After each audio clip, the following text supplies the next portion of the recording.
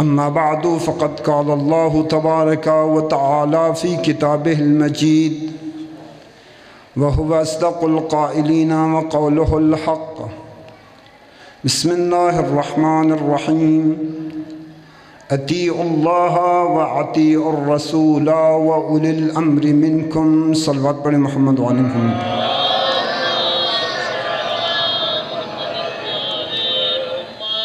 نہایت ہی قابل احترام عزت مآب اور گرامی قدر سامعین، عزیزان، بزرگان اور احباب، میں سب سے پہلے تو وجود مقدس تاجدار امامت کے 7ویں قدسی حضرت موسیٰ بن جعفر علیہ السلام کی شہادت کی مناسبت سے آپ تمام بزرگان اور بالخصوص ہمارے زمانے کے وارث، ہمارے وقت کے امام، اللہ کی ہم پر حجت کاملہ حضرت امام زمان علیہ السلام کے حضور میں ہدیہ تعزیت عرض کرتا ہوں، اپنی طرف سے بھی اور آپ سب کی طرف سے بھی. چونکہ امام زمان علیہ السلام اہل بیت کی وہ اعلیٰ، عرفہ، بلند اور قدسی ہستی ہیں جنہوں نے اہل بیت پہ ڈھائے گئے تمام ظلموں کا انتقام لینا ہے.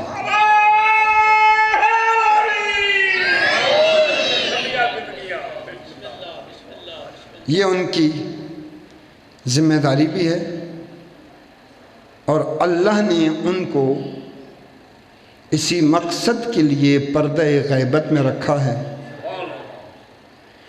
وہ مقام، وہ بزرگی اور وہ بلندی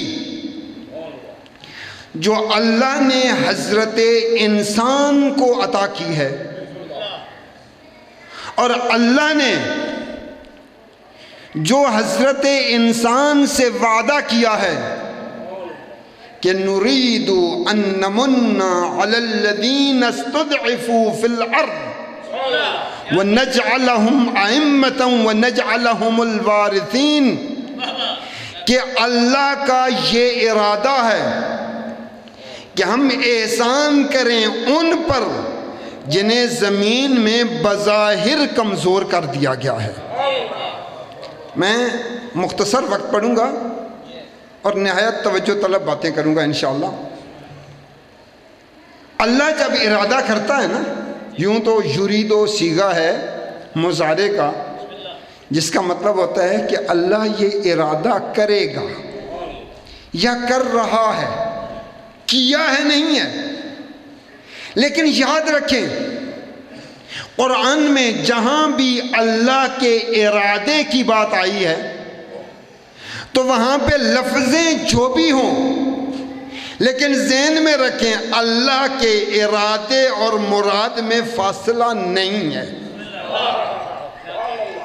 اللہ جب ارادہ کرتا ہے کہ وہ کہے، وہ ہو جاتا ہے. اذا اراد اللہ ان یقول، اذا اراد اللہ شیئا ان یقول له کن فیکون. جب ارادہ کرتا ہے اللہ کسی چیز کے متعلق کہ وہ ہو جائے، اللہ ارادہ کرتا ہے وہ ہو جاتی ہے. اس لیے کہ اللہ کے ارادے اور مراد میں فاصلہ نہیں ہے. تو اللہ نے جب ارادہ کیا کہ کمزوروں کو زمین کا وارث بنائے، کمزوروں کو زمین کا حاکم بنائے، کمزوروں کو زمین کا مالک بنائے، وہ لوگ جن سے ان کا حق چھین لیا گیا. توجہ طلب بات ہے. جن سے ان کا وہ حق چھین لیا گیا تھا جو اللہ نے ان کو عطا کیا تھا۔ اللہ نے کیا کیا تھا؟ رسول سے فرمایا تھا اے رسول، یا ایھا الرسول بلغ ما انزل الیک وَإِن لَّمْ تَفْعَلْ فَمَا بَلَّغْتَ رِسَالَةَ وَاللَّهُ يَعْصِمُكَ مِنَ النَّاسِ۔ اے رسول اعلان کر دو، کس چیز کا؟ علی کے حق کا اعلان کر دو، علی کے حق ہونے کا اعلان کر دو، علی کی حقانیت کا اعلان کر دو، علی سے لے کر مہدی تک میرے 12 برحق خلفاء کا، خلیفوں کا اعلان کر دو۔ رسول نے اعلان کر دیا، رسول نے اعلان کر دیا، رسول نے اعلان کر دیا۔ رسول نے اللہ کا حق علی کو دے دیا، حسن کو دے دیا، حسین کو دے دیا، حسین کے 9 بیٹوں کو دے دیا، لیکن جنہوں نے ان سے ان کا حق غصب کیا ہے، یریدو، اللہ کا ارادہ یہ ہے، نریدو ان نمن علی الذین استضعفوا فی الارض، ہمارا ارادہ یہ ہے کہ ہم احسان کریں ان پر جنہیں زمین میں کمزور کر دیا گیا ہے، جن سے ان کا حق چھین لیا گیا ہے، جنہیں ہم نے سرداری عطا کی تھی، ان کے دروازے کو ہدایت لینے والوں کے لیے بند کر دیا گیا۔ سب سے بڑا انسانی المیہ یہی ہے، توجہ چاہتا ہوں، یہ انسانی المیہ ہے۔ اگر آج فرض کرتے ہیں کوئی ایسا حاکم آئے جو سارے اسکول، کالج اور یونیورسٹیاں بند کر دے، تو کیا وہ معاشرہ، وہ سماج، تعلیم جس کی بنیادی ضرورت ہے، وہ اس حاکم کو اچھا مانے گا؟ قطعاً نہیں۔ تمام نوع انسانی کے لیے اللہ نے ایک مقام بنایا تھا کہ اپنی تمام ضرورتیں اس دروازے سے پوری کرنی ہیں۔ یہ دروازہ ہے تمہاری ضرورتوں کے پورے ہونے کا۔ تمہارے رزق کے لیے یہی دروازہ ہے، تمہارے علم کے لیے یہی دروازہ ہے۔ اگر صحت چاہیے یہی پہ جاؤ، اگر سلامتی چاہیے یہی پہ جاؤ، اگر عزت چاہیے یہی پہ جاؤ، اگر برکت چاہیے یہی پہ جاؤ، اگر علم چاہیے یہی پہ جاؤ، اگر رزق چاہیے یہی پہ جاؤ۔ اور رسول نے فرما دیا انا مدینۃ العلم، میں وہ ہوں۔ توجہ نہیں فرما رہے آپ؟ فرمایا انا مدینۃ العلم، میں وہ مرکز ہوں جہاں سے علم بھی ملتا ہے، رزق بھی ملتا ہے، صحت بھی ملتی ہے، سلامتی بھی ملتی ہے، معنویت بھی ملتی ہے، روحانیت بھی ملتی ہے۔ میں وہ مرکز ہوں جہاں سے سب کچھ ملتا ہے۔ وَعَلِيٌّ بَابُهَا، دروازہ میرا بھائی علی ابن ابی طالب ہے۔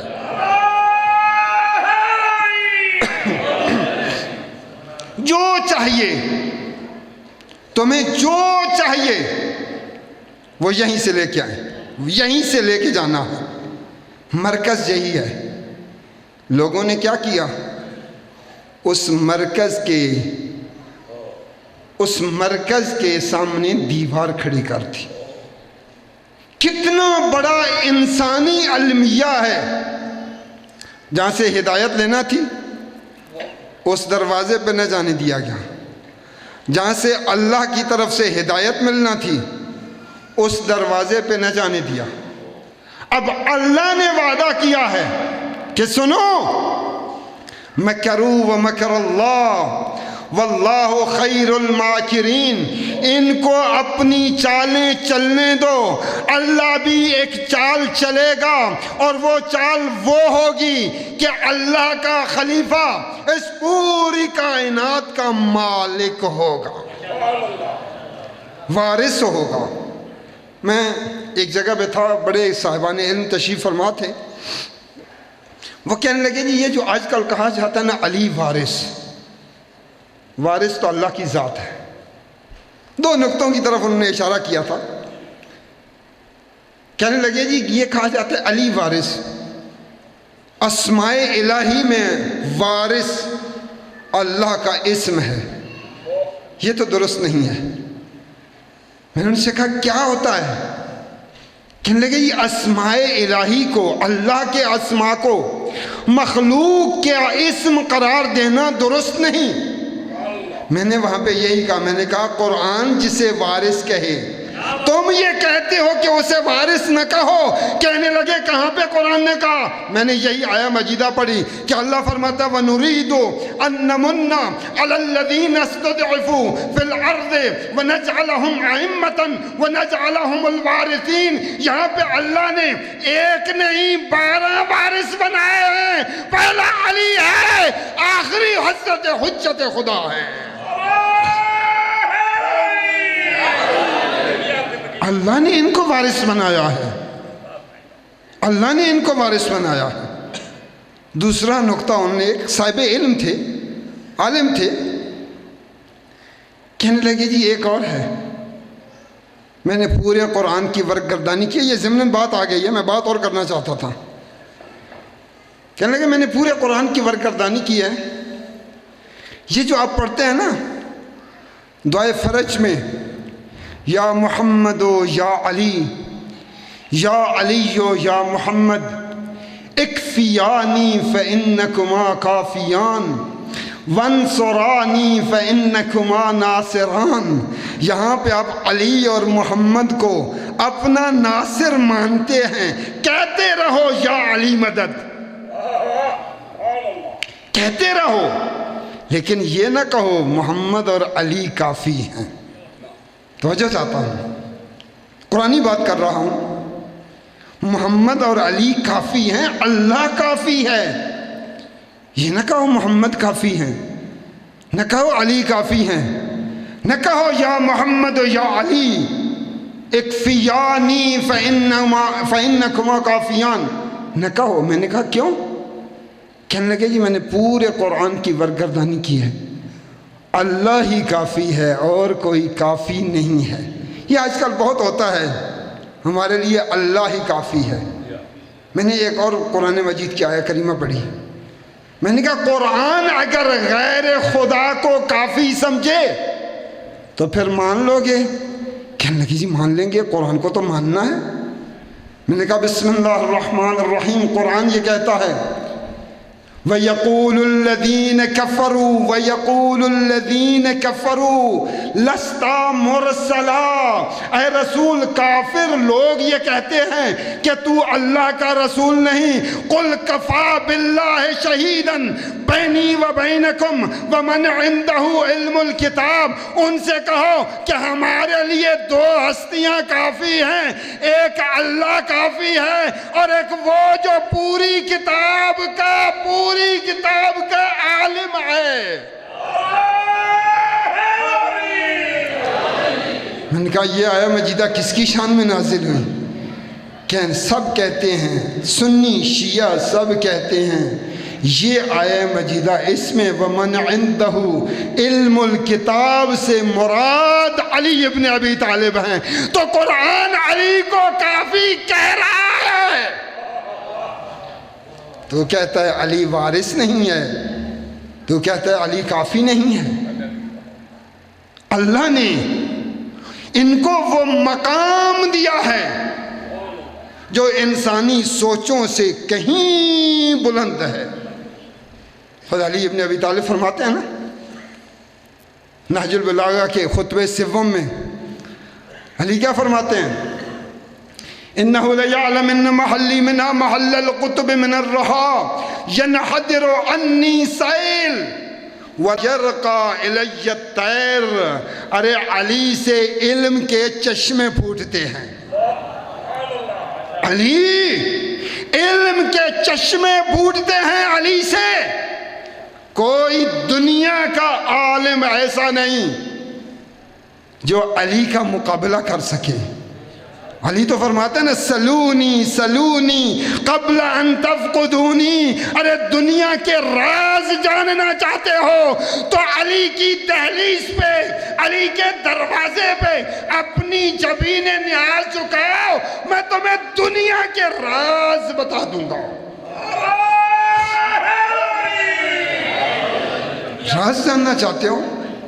ہاں، ان محلی منہا محل القطب من الرحا ینحدر عنی السیل، مجھ سے علم پھوٹتا ہے، ولا یرقى الی الطیر، اور کوئی بھی طائر فکری بلند پروازی اپنی انتہا کو چلا جائے، لیکن کوئی بھی طائر فکری علی کی بلند پروازیوں کو چھو بھی نہیں سکتا ہے۔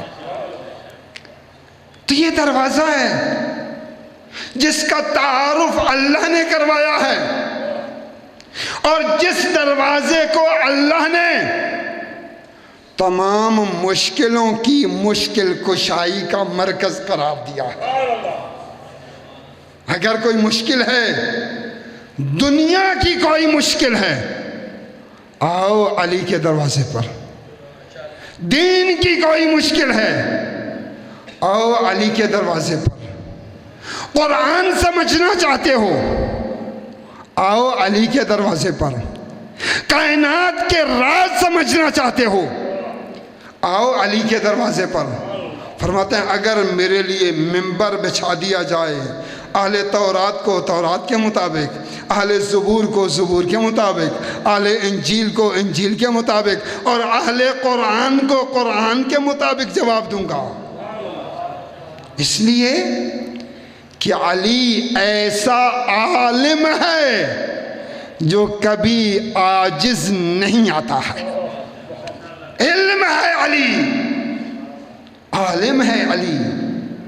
اگر اس دروازے کے جو پوری کائنات کو صراط مستقیم پہ قائم رکھ سکتا ہے، جو پوری کائنات کی ہدایت کے لیے جسے اللہ نے جس کا انتخاب کیا ہو اور اللہ نے پوری کائنات کا ہادی بنایا ہو، اگر کسی کو علی کے پاس نہ جانے دیا جائے اور وہ گمراہ رہ جائے تو جو نہ جانے دے وہ اس کی گمراہی میں برابر کا شریک ہے۔ پتہ نہیں میری باتیں سمجھ رہے ہیں یا نہیں، میں سمجھانا چاہتا ہوں۔ سب سے کبھی عمل یہ ہے، سب سے بڑا کبھی عمل،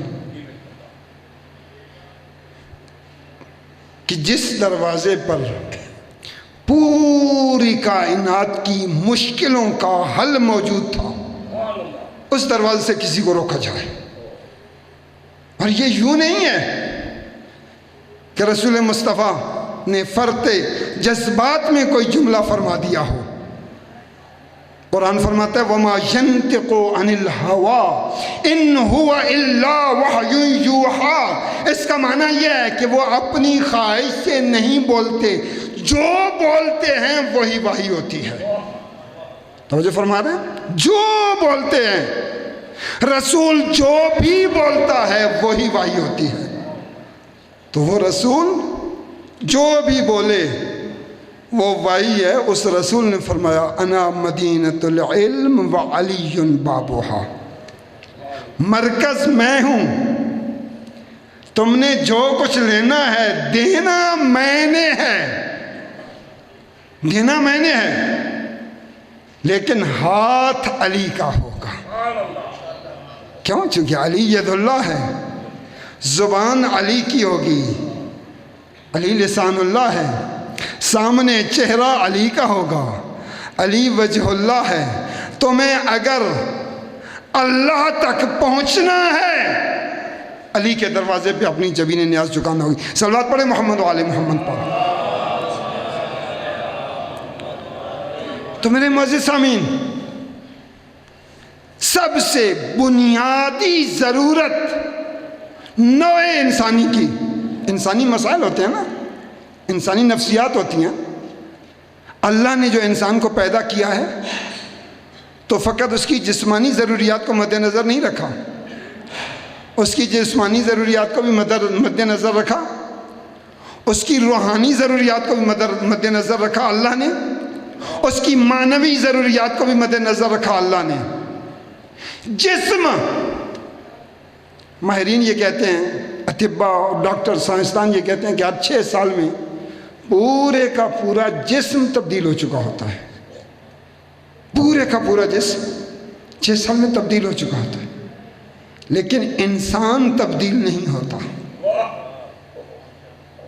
جسم تبدیل ہو جاتا ہے، انسان تبدیل نہیں ہوتا۔ اس سے پتہ چلا جسم اور چیز ہے، انسان اور چیز ہے۔ جسم کی ضروریات کیا ہیں؟ روٹی، پانی، غذا، خوراک، جسمانی صحت، سلامتی، حواس کا محفوظ رہنا، جسم کا محفوظ رہنا، یہ جسمانی ضروریات ہیں۔ لیکن انسان کی انسانی ضروریات کیا ہیں؟ ہدایت، علم، تقوی، بزرگواری، خصائل حسنہ کا حامل ہونا، رذائل سے دور ہونا، حسد سے دور ہو، بغض سے دور ہو، کینے سے دور ہو، قاتل نہ ہو، برا نہ ہو، فحش نہ ہو، یہ انسانی ضروریات ہیں۔ انسانی ضروریات عام ہیں۔ انسان اگر ہدایت یافتہ ہے تو وہ جنتی ہے۔ انسان، میرے مولا جن کی آج شہادت عظمیٰ ہے، مولا فرماتے ہیں ان ثمان نفوسکم الجنہ فلا تبیعوها بغیرها، تمہاری قیمت، انسان کی قیمت، حضرت وجود مقدس حضرت امام موسیٰ کاظم علیہ السلام انسان کو اس کی کم سے کم قیمت بتا رہے ہیں۔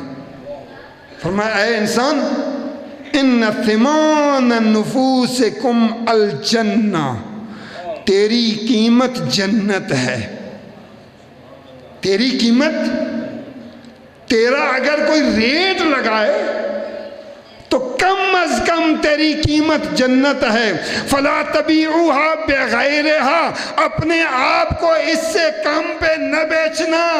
اگر اپنے آپ کو اس سے کم پہ بیچو گے تم خسارے میں رہے، تم نقصان میں رہے۔ والعصر ان الانسان لفی خسر، زمانے کی قسم انسان گھاٹے میں ہے، مگر کون جو گھاٹے میں نہیں ہے؟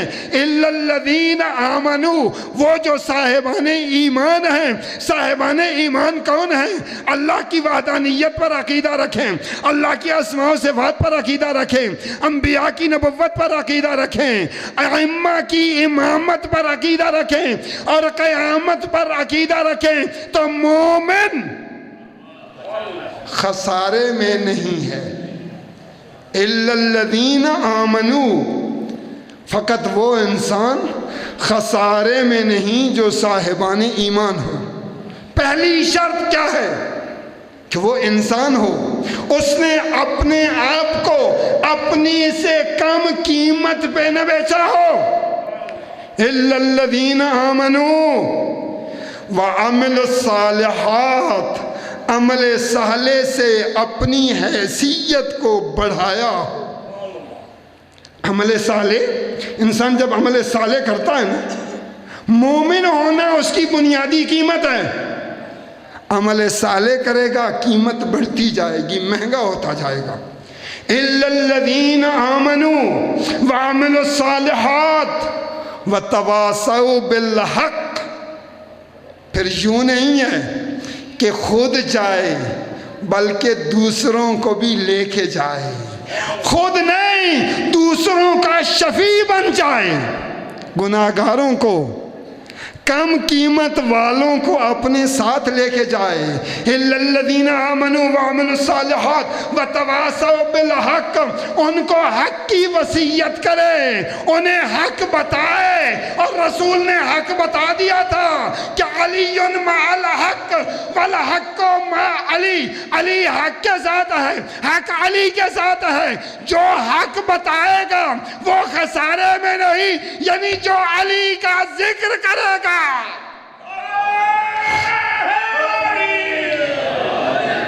جو علی بتائے گا وہ خسارے میں نہیں.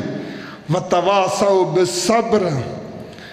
لیکن جب علی کا راستہ منتخب کرنا ہے، جب علی کے راستے پہ چلنا ہے تو پھر صبر کرنا ہوگا.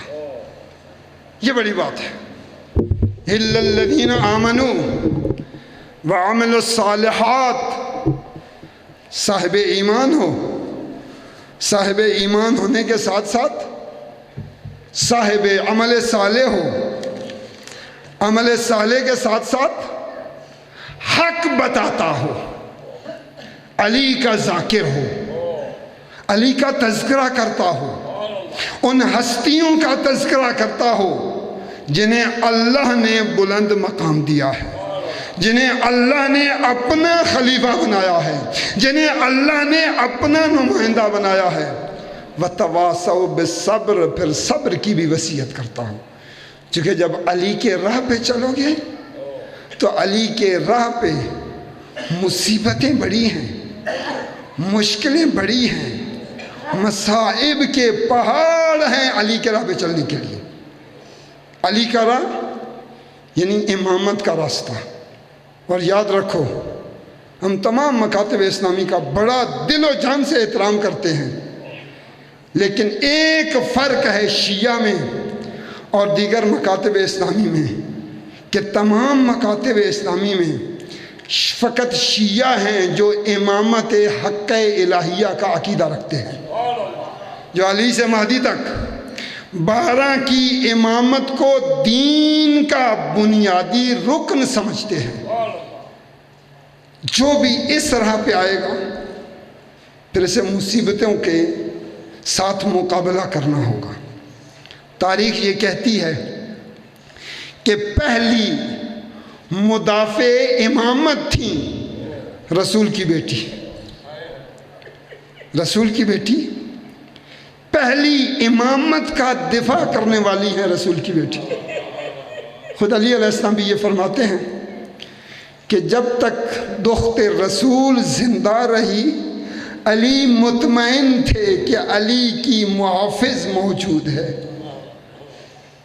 عقیدہ امامت پہ ڈٹ کر قائم رہنے والی مقدس ترین ہستی رسول زادی ہے.